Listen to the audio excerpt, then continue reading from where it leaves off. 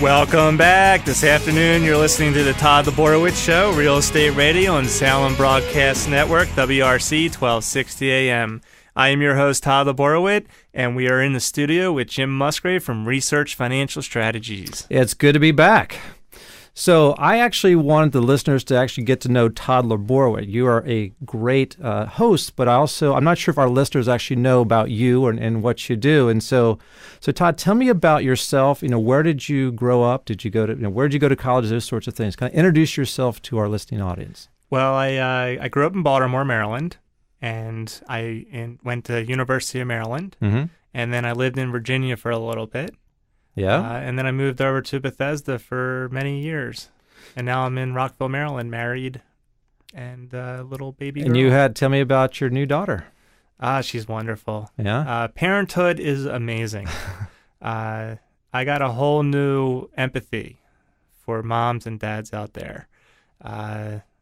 There's a joy that you can't explain. It's like riding a bicycle. You can't just say, hey, read this book and get on the bicycle. It's just something you have to experience personally, but it is an ultimate joy that is a feeling out of this world. It's tiring. It's tough. Yeah. It's challenging. You can't just hand this thing off to somebody and turn it off or take the batteries out. No. But the joy is just completely wonderful. And it's like you're part of a club with other parents. They like look at you and kind of feel that same feel that you have. Yeah. So tell me, how did you meet your wife? I don't know this story. I went to my cousin's wedding, and I wanted to bring a date, and I heard she wanted to bring a date, and they said no dates unless you're engaged or married. Really? And we were kicking and screaming a little bit. I know I was kicking and screaming a little bit. And who wants to go to a wedding alone? Turns out we found each other, and history is in the books. One of the guests that we had on the show earlier with, I think, Julie Statlin, she actually met her husband at a wedding as well. So that's a neat story. Yeah, on the dance floor. And on the dance floor. And the photographer caught her picture of me picking her up. Kind of like Dirty Dancing, but not in the same way, but very romantic. So I know that your daughter takes a lot of your time right now, but before you had your daughter and you had more time, what were some of the hobbies or the things that you enjoyed doing when you weren't working? Well, I love being single at the time. I like to travel. I like to go out to California. I like to ski. I like going boating. I just always like to kind of do last minute things and not be attached to anything. Do you prefer the beach or the mountains or both? Like both? I would say both, but the mountains you really need to be with a loved one, but the beach. Like the beach. But I would say mountains today. I actually got engaged on the Billy Goat Trail. I did not know that. We went. I was carrying the ring around with me, and I didn't know when I was going to do it. I just wanted to be romantic at the right time. So we woke up in the morning. We went for a walk. We're overlooking the beautiful Potomac. Right spot, right place, and I just went for it. Wow. And now, was she expecting that you were going to ask her? No. She knew that. Oh, she knew that we were going to get engaged. She just didn't know when. Didn't know when. Right. That's a neat story. So what? Anyway, so I was going to. I could ask about that story all the time, but I'll move on. In terms of your business, what motivated you to become a mortgage broker?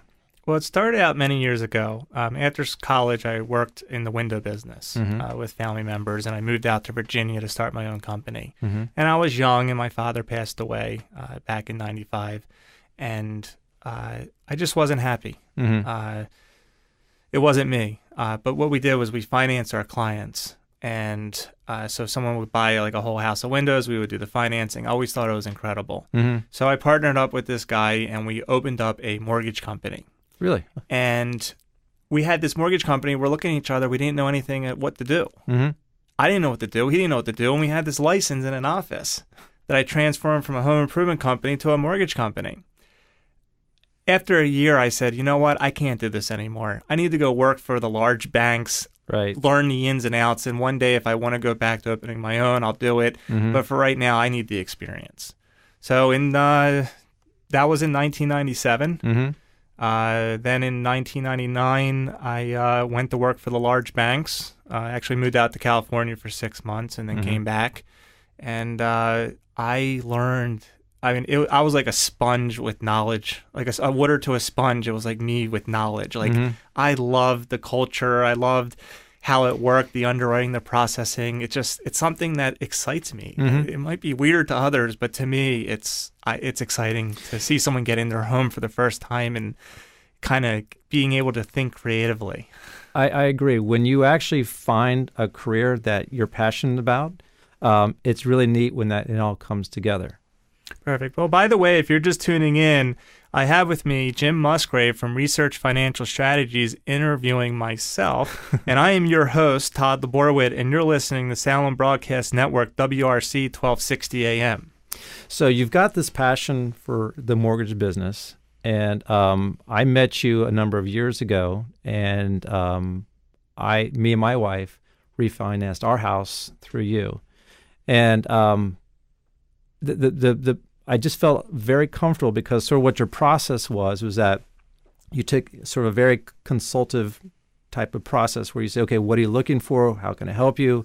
Let me get a basic information and let me see what I can find. And then basically hear the rates based on my underwriters and what I'm seeing out there today and go out and shop and see if you can find something better. And did I kind of capture that as sort of an essence on kind of what your philosophy is and how you handle people? Well, that is my philosophy, but it took a while to get there because in the industry in 2008, when the industry blew up, we were always told what to do, what products to sell. I was never in a situation to basically help friends or family. It was always the person, I hope they don't shop around. Right. And when I basically wanted to start my own company when there was a whole entire economic decline in 2008, I wanted to transform how mortgages were done and how they were perceived. I wanted to throw all the rules, so to speak, out the window. And I wanted to put integrity and ethics the way they should. There's nothing to hide. Right. The business can be done the right way. So my new concept was, here are the exact closing costs. They're easy to configure. Leave the escrows out because that's a separate issue. Do the exact closing cost, our best rate, and invite people to shop around. Now, if there's other people out there like me, they'll match me.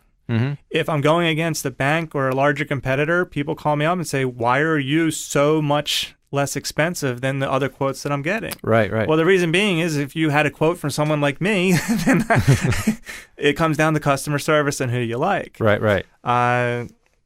So does that answer your question? Yeah, it does. And so if I knew nothing about buying a house or going through this process and I am interviewing other mortgage brokers, again, there's a lot of people out there. I can go directly to, let's say, a Wells Fargo. I could go to my local bank, go to a mortgage broker. So what questions should I ask as a consumer, ask a mortgage broker or a lender to ultimately kind of go through the interviewing process to figure out who I want to work with? Well, there's two sides of the fence. There's one which is the refinance, and that's where I did very well because I'm very analytical. Here's your numbers. Talk to your financial advisor, your CPA. They'll go over it with you. They'll tell you which products to choose. If they don't have the financial advisor, CPA, I'm too analytical for them. But on a purchase side, it's not just the numbers. It's maybe 20% the numbers, but it's 80% psychology.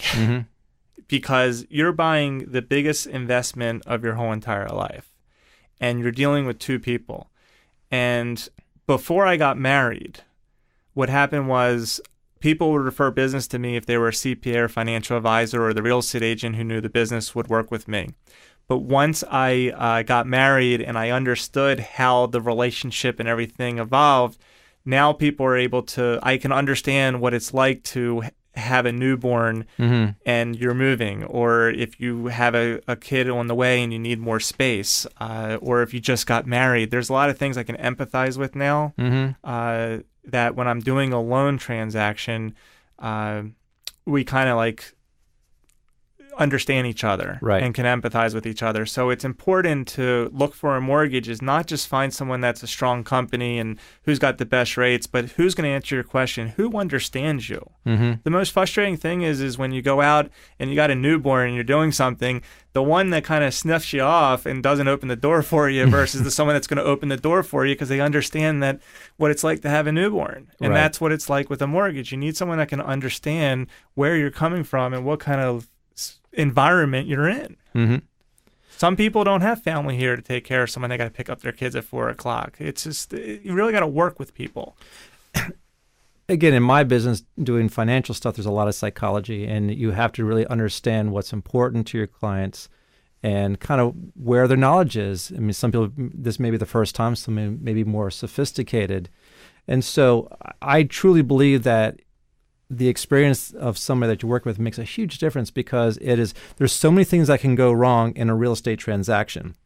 You're done with buying the house, you have all the things with that, but if you go to closing and your financing is screwed up, I mean, that no one ever wants to go through that. It happens. And there's a piece of artwork I found today. It's a people in a rowboat. And they said, all right, everyone get ready for closing. And you got all the people in a transaction, all 10 people. And they say, go. And all the paddles are going and no one's going anywhere. Right. And then at the bottom it says, all right, reschedule closing. Oh. It's kind of funny, but it's not funny. It's not and funny that's my at all. biggest pet peeve. Being with Topaz Mortgage, my own company, and being a mortgage broker and going to the same wells as all the other financial institutions that they go to get money. We're all going to the same place. Mm-hmm. By me being the one that handles the deal from the beginning to end and no one else really touching it, gives me the control to make sure that it's a smooth process. I have references. I have real estate agents that people call me up and say, hey, can you close in 3 weeks? Well, I'll analyze the situation. I just don't say yes. I got to make sure I can do it. Sure. And then I like to deliver. And when I deliver, I like to get the clear to close 5 days earlier than I'm supposed to. Mm-hmm. And take the stress out of buying a house. Yeah. Because the last thing you want to do is you don't want to have all your boxes boxed up and someone calling you up and saying, oh, by the way, I need this. Right. That's the worst feeling in the world. Oh, what box is that in? Yeah, there's so many different ways that a loan can be screwed up. You know, one of the things that you taught me, Todd, was if you pull my credit and you get a rate, what happens if I go out in that process, in that little window of time, and I go out and buy a Mercedes or have some sort of, other thing that I have or that's on my credit? Well, if it gets disclosed, we have to report it. Okay. Now, there's no reason to have to pull a new credit report. But what happens sometimes is someone will fill out their application, John Doe. We pull credit John Doe. And then we find out through title or we find out through their driver's license they're really John Doe the third. So I have to repull credit. I repull credit, and if it shows that car, it's now disclosed. Right. Then I have to reload it through Fannie Mae, Freddie Mac. And if they see something that's different on the credit report, or let's say they just decide to change a guideline, they could actually add conditions, and anything could change. Sure. On a scale 1 to 10 with it happening, it's very low. But when it happens, oy. Wow. Okay, so don't buy something, or don't, pretty much, I guess the moral of the story is, once you go through that process, just... I educate everyone. Okay. I basically like to have conversations and talk to my clients to get a better understanding of who they are, understand kind of like where they're coming from.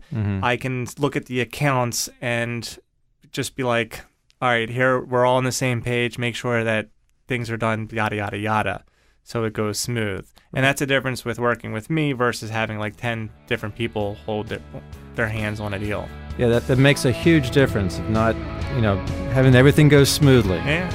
And when we get back at these messages, we'll finish the interview that Jim Musgrave from Research Financial Strategies is doing of yours truly, Todd LaBorwit.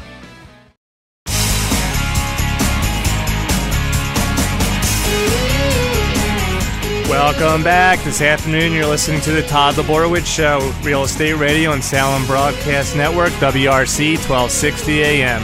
I am your host, Todd LaBorwit, and we have in the studio with me Jim Musgrave from Research Financial Strategies, interviewing yours truly, Todd LaBorwit. There you go. So Todd, you've told me before that you actually have an evaluation or a survey that you give your clients after a deal is done.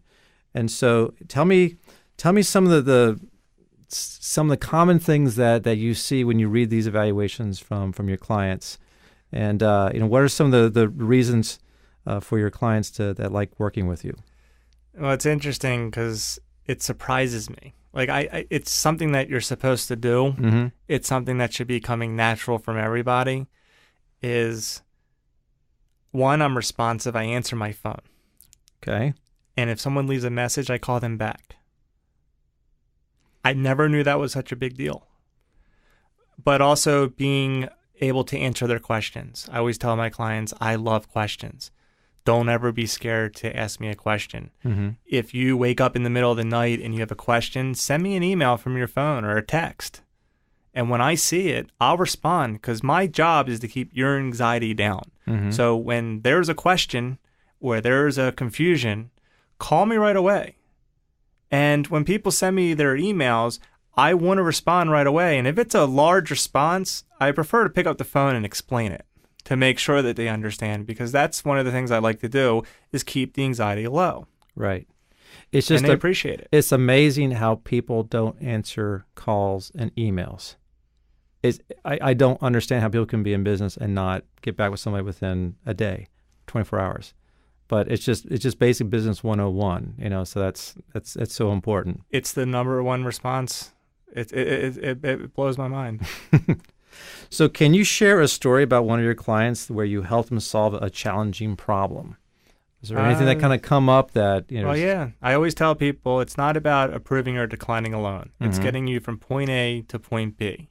And that's what it's all about.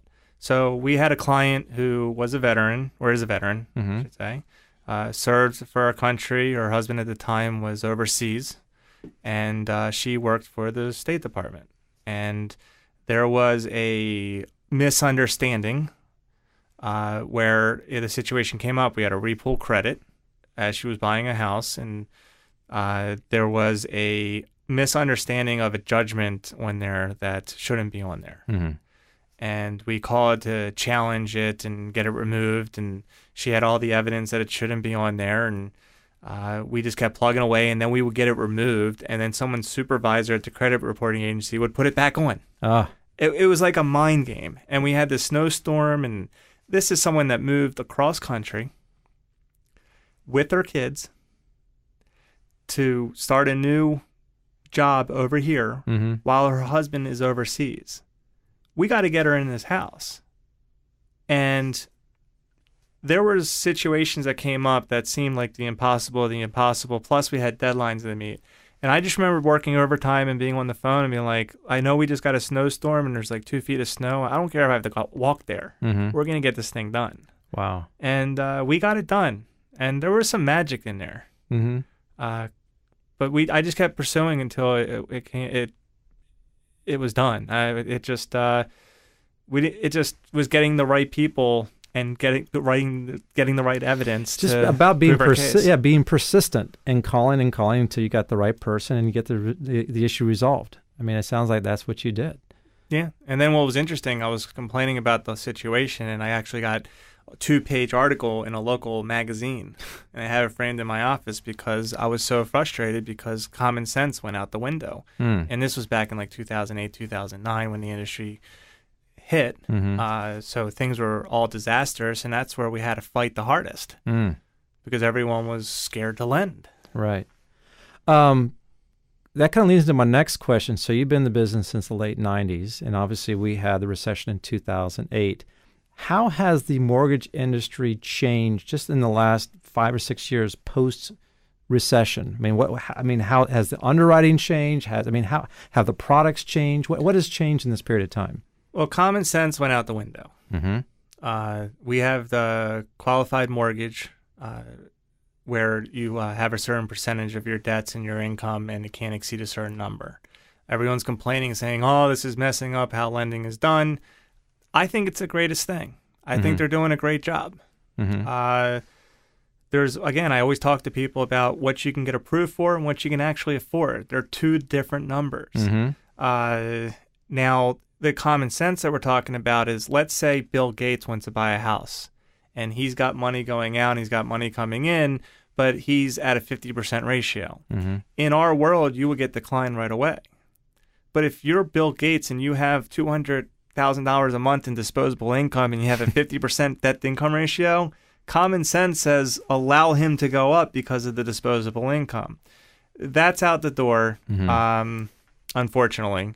I would like to see that come back in. Mm-hmm. But the biggest change that I see is there's integrity put back in with the mortgage lenders and the brokers because we're held accountable under the strong and strict regulations. The banks, on the other hand, are through FDIC and they have different rules and regulations. So you can just basically get a job and go and that's it. Mm-hmm. So when people are seeing changes between the mortgage broker pre-2008 to post-2008, we all switched. People at the bank went to become a broker or a lender, and the ones that couldn't stay as a broker or a lender because of the hard, strong qualifications and regulations, they went to go work for the bank. Mm-hmm. Not all people at the banks are bad. I'm not saying that. But Right. if you're seeing a difference, like what's going on here, that's the big difference. The mortgage brokers and the mortgage lenders are coming out ahead. Mm-hmm. One thing I noticed when I refinanced with you a few years ago was the HUD-1, where there's a good faith estimate. And I've noticed that those numbers are pretty darn accurate at that point than when you actually go to closing it. Was that some of the regulations or some of the things that happened? That's or me. It's just you? Yeah. It's interesting. I did a loan for a Federal Reserve economist. Mm-hmm. And it was the biggest compliment I ever got was he takes my paper before we even did the application or pulled the credit report, my exact numbers and my exact rate. He holds the HUD up, he looks up, and he goes, impressive. And he puts it down, and that was it. But to me, I was like, oh, yes. It was wonderful. Now, one of the things that I remembered on the HUD-1 was the whole thing of title insurance. I was going, okay, now is this because I sell insurance, but I don't sell title insurance. Is this something that I can shop out, or is this something that you can only get through the lender? I mean, tell us a little bit about what title insurance is, and B, can you shop around and get a better premium? Okay, it's a great question, and I like to leave what title insurance is to the title companies to explain it. Okay. Because there's an actual certification for explaining title insurance. Okay. You don't go to a foot doctor for a shoulder injury. Okay. So it's a tough question, but as far as the pricing and cost of the title insurance, is there's lender's title insurance, and when you're refinancing, if you have an owner's policy, which is separate from a lender's policy at the time of purchase, you can get a discount on the refinance rate. Mm-hmm. And if you refinance a month later, you always have to pay another insurance fee. It doesn't roll over. Mm-hmm. When you buy a house, the lender's title insurance is automatically have to be charged.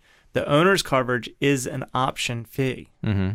Now, it's always good to find out what the owner's coverage is from the title company so you can understand whether it's something you want to purchase or not. And they have a basic coverage and they have an enhanced coverage, but you do not want to wait until closing to have everyone in the room saying, oh, you should get it, you should get it, you should get it. Right. And you're sitting there like, well, this is $2,000. Why am I figuring this out today? Right. I like to educate people and say, look, owner's policy is a option. Mm-hmm.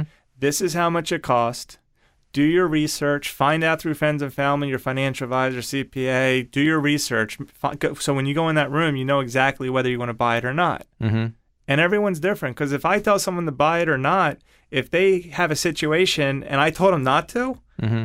that's on me. Right, right. And that's not fair, because you don't go to an accountant and get advice and then do your taxes with another accountant, and then you get through the IRS and you have an audit and you find out, well, I got advice from this guy. Mm-hmm. You want to make sure that the person you're getting advice from is the person that's going to be there when X hits the fan. Yeah, because this HUD-1 can be a confusing document. I mean, it is to some, maybe not to you, but... Well, it's interesting, because what I do is when I give my mortgage quote, before I take an application, pull credit or anything, I give you exact closing costs, my best rate. Mm-hmm. I give you every number broken down exactly. And I tell people, hold on to that piece of paper, because when we go through the transaction, the numbers are always going to be confusing, but my original document's like a decoder. Okay. And it will everything will add up. Yeah. The truth always prevails. Mm-hmm. But what happens is when you have that HUD-1, it will look confusing from the numbers you originally saw. Mm-hmm. My decoder will basically add up and show you, and you'll see like this section adds up to here, our numbers match, you're good to go. So it's really the entire process that you have from point A to point B. You're breaking things down. You're working with the clients. that's the reason why working with you goes smoothly and you get the deal done and you walk away with a happy client. And it's fun. Yeah, and it's fun. So anyway, Todd, you've been a great interviewee, and so it's been a pleasure for me to actually learn more about Todd LaBorwit. Well, thank you, Jim. I really appreciate it.